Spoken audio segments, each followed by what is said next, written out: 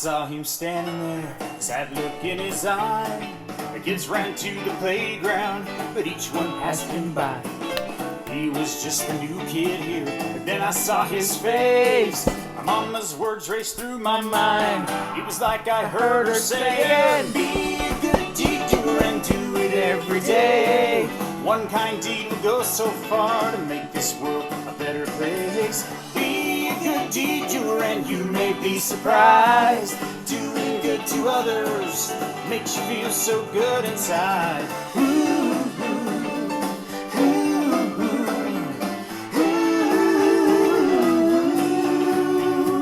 Slowly I walked up to him.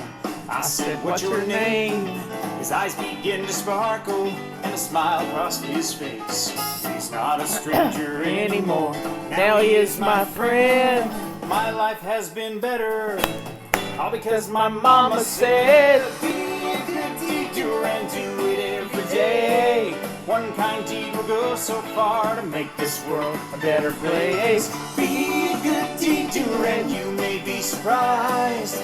Doing good to others makes you feel so good inside.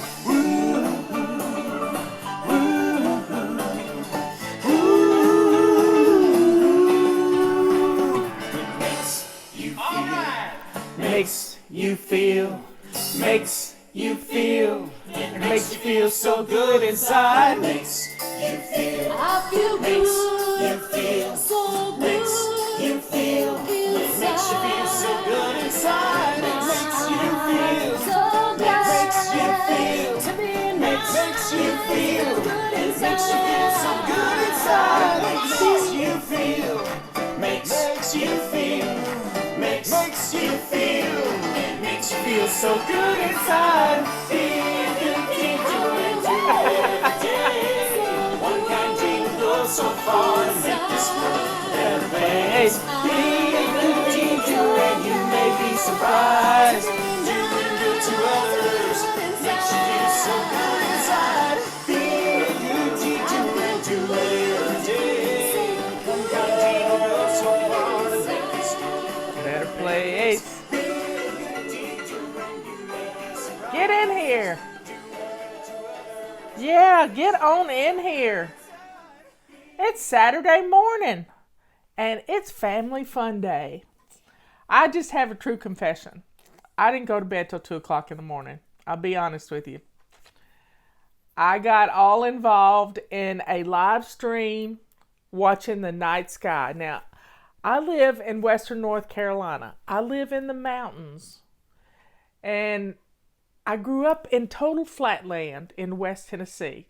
We had a 360-degree horizon at the house that I grew up in, and the house Justin and I lived in with his dad.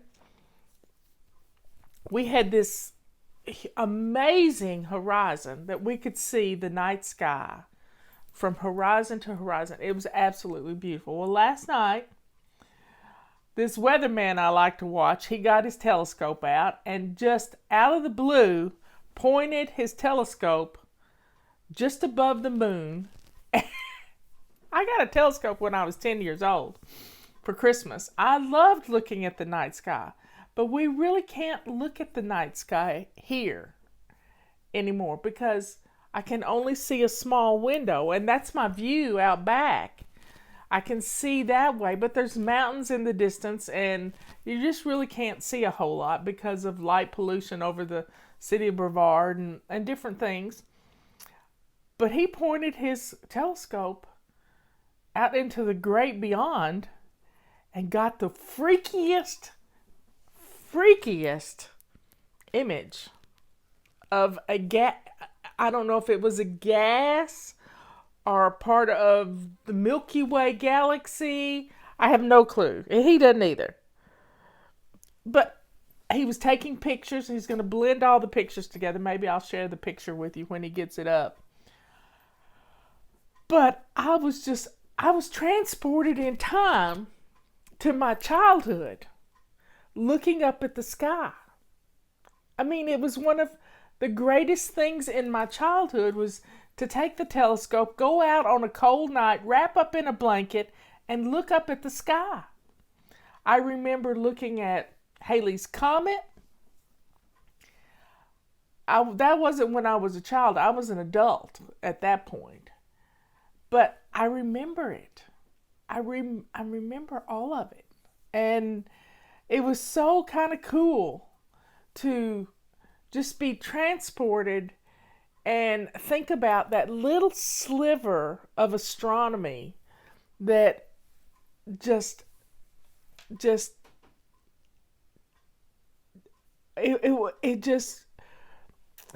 it just brought me back. So if you get a chance tonight and you've got a telescope in some closet that is cluttered, get the telescope out. Get the kids looking at the sky. Look at the moon. All the craters on the moon. I mean, there are websites where you can see what's going on in the night sky. There are apps on your phone where you can see what's going on in the night sky. And just expose your children to the beauty of the universe. Make some memories. I don't have a telescope anymore. Don't have a telescope. We used to have, but we got it at auction, and I think we gave it away to somebody that would use it because we have no window on the world. It's either straight up or out toward the mountains, out toward the Blue Ridge. Now, some people like to go up on the Blue Ridge and look at the stars. It's beautiful up there, and there's no light pollution. But we weren't looking at anything. He just focused his telescope randomly and put it up on the TV, put it up on the computer monitor, and it was just this, whew, just a smear of something. He called it freaky, but I can't wait till he figures out what it was. Because it was quite interesting, and I felt like a child again.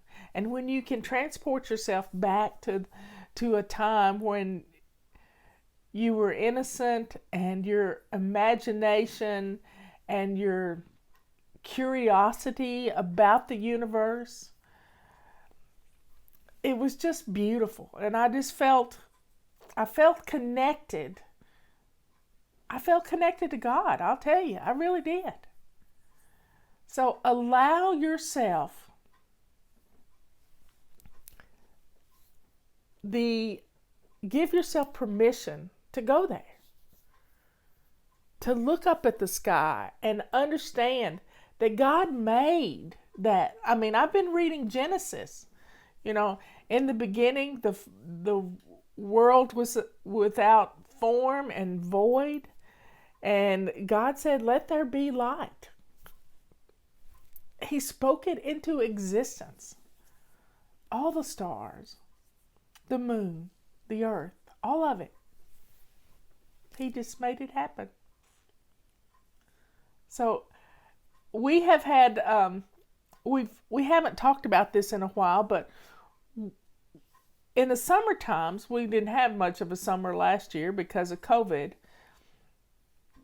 But people have done Camp Gonna Wanna Fly, and they have slept during the day and stayed up all night watching the stars. Yeah, slept during the day and stayed up all night watching the stars.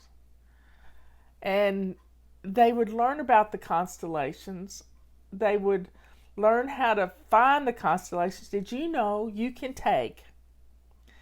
lay out in your backyard if you have an open backyard, and you can take a flashlight with a tight beam on it, and you can trace the constellations, the stars, and point them out to your children with that flashlight. It's a beam of light, and it's infinite. It's like a laser pointer, but you can't use a laser pointer. That's not legal.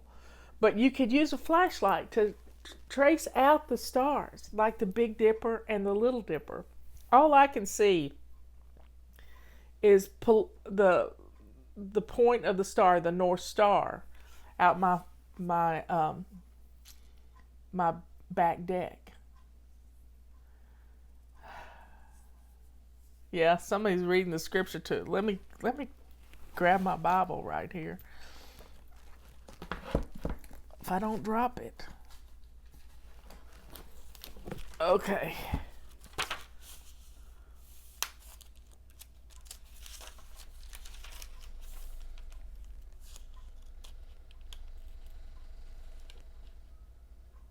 What is that?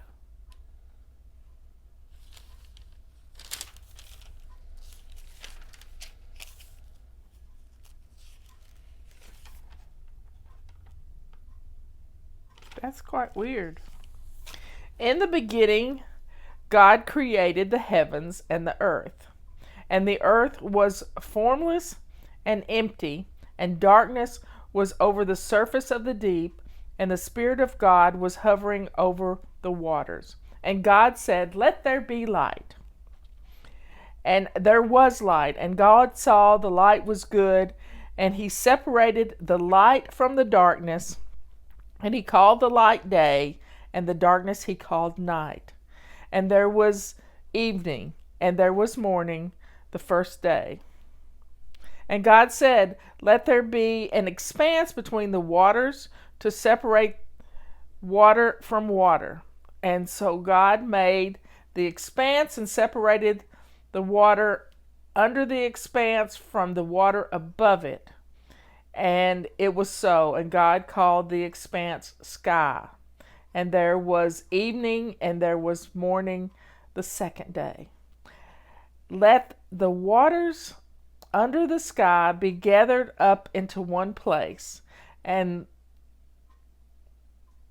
let the dry ground appear. And it was so. And God called the dry ground land. And he gathered the waters he called seas.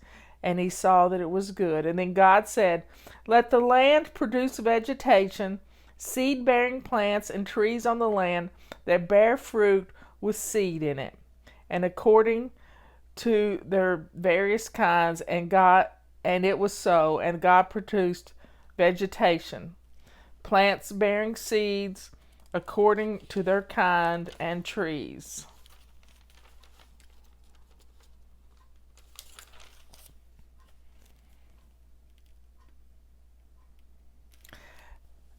Let's see, verse 16. And God said, "Let there be lights in the expanse of the sky to separate the day from the night, and let them serve as signs to mark seasons, days, and years, and let the lights in the expanse of the sky to give light to the earth."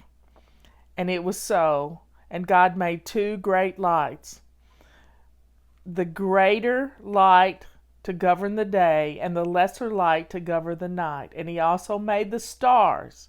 God set them in the expanse of the sky to give light to the earth, and to govern the day and the night, and to separate light from darkness. And God saw that it was good. And there was evening and there was morning, the fourth day. That's the first 4 verses of the Bible, y'all. God made the heavens and the earth. How beautiful is that? How beautiful. So if you have a telescope hiding out in your clutter somewhere, drag it out. If it's in the attic, get it out. It's springtime. Today's the first day of spring. Enjoy the night sky, even if it's for a few minutes. It'll be good for you. That's really, I was just transported. It was amazing. So today's Saturday, Family Fun Day. I started it out with Saturday in the Park. That was a song from Chicago when I was a teenager. Are you going to go to the park? We live in a park. All we got to do is walk out our front door and we're in a park. So get out into the world. Enjoy a sunbeam today. Happy spring. Celebrate. Celebrate spring. Yeah, it's the equinox, isn't it? Yeah, I think so. 12 hours of sunlight and 12 hours of darkness. The day and the night are equal. Y'all have a great day. Make some memories. Um, this next week we're in zone 4, our master bedrooms. You can get head start on that if you want to get your sheets washed today. But for the main thing is just enjoy the time. Get out into the world and have fun today. Don't stay inside unless it's rainy and nasty. Get outside and play. We all want to play. So do it. Feed ducks. Feed the ducks, yeah. Go somewhere where you can feed the ducks. Have fun with your family. They're only little ones. Enjoy this time. Enjoy it. I love you all. I will see you at 3 o'clock for tea time. Don't be late. That's the pot calling the kettle black. Go out and buy some plants. Start some seeds. Take your tiller or take your spade and tear up a little ground. Get the ground ready to take in those seeds. Plant some pansies. They'll be good till June. Anyway, I love you all. I will see you. They're saying don't feed the ducks bread. You don't really need to feed anybody bread. I love you all. I'll see you at 3 o'clock. Have some fun today. Bye.